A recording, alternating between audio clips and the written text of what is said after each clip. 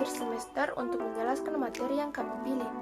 Di sini saya memilih materi tentang pengarahan. Yang terhormat dosen pengampu pengantar manajemen, Ibu Nurasia, SPD MPD. Perkenalkan, nama saya Adinda Husnul Hatimah dengan nomor NIM 220901500062. Saya berada dari kelas H dengan nomor absen 5, Prodi Akuntansi S1 Universitas Negeri Makassar. Pembahasan yang saya akan jelaskan yaitu yang pertama, pengertian pengarahan, yang kedua, fungsi pengarahan, yang ketiga, cara pengaplikasian pengarahan, dan yang keempat yaitu faktor-faktor yang mempengaruhi pengarahan. Baik, yang pertama yaitu pengertian pengarahan. Actuating atau pengarahan adalah suatu usaha yang dilakukan untuk mencapai tujuan perusahaan dengan berpedoman pada perencanaan atau planning dan usaha pengorganisasian atau organizing. Actuating merupakan fungsi yang paling fundamental dalam manajemen karena merupakan pengupayaan berbagai jenis tindakan itu sendiri agar semua anggota kelompok mulai dari tingkat teratas sampai tingkat terbawah berusaha untuk mencapai sasaran organisasi sesuai rencana yang telah ditetapkan semula dengan cara yang terbaik dan benar. Yang kedua yaitu fungsi pengarahan.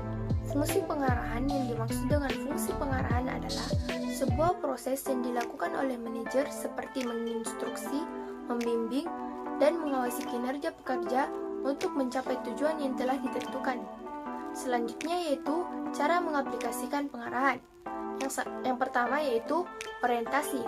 Orientasi merupakan cara pengarahan dengan memberikan informasi yang perlu agar supaya kegiatan dapat dilakukan dengan baik.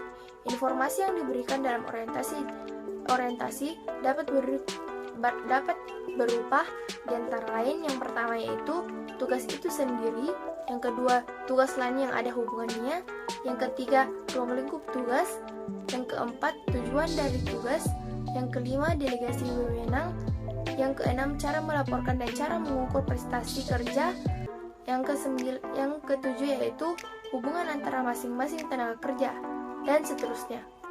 Yang kedua yaitu perintah. Perintah merupakan permintaan dari pemimpin kepada orang-orang yang berada di bawahnya untuk melakukan atau mengulang sesuatu kegiatan tertentu pada keadaan tertentu.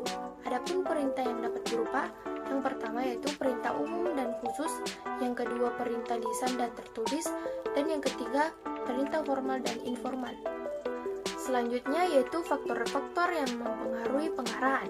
Yang pertama yaitu faktor-faktor penghambat fungsi pengarahan. Seperti konsep perilaku manusia yang dikemukakan oleh Maslow, di negara berkembang yang menjadi prioritas adalah kebutuhan fisik, rasa aman, dan diterima oleh lingkungan.